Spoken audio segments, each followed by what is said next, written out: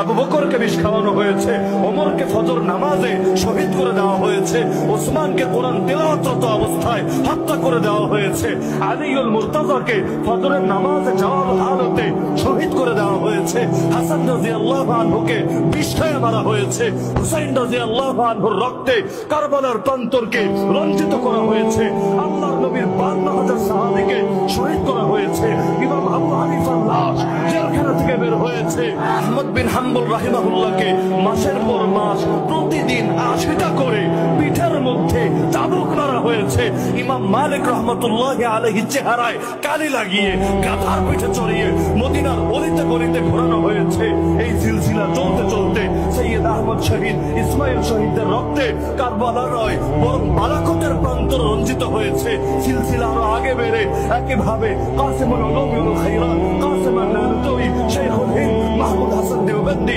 শাইখুল আরবি ওয়াল আজম হুসাইন আহমদ আল মাদানী, শাইখুত তাফসীর আহমদ আলী আল লাহোরী, তাদের রক্তের নজরানা সামনে আসতে আসতে সর্বশেষ আমাদেরও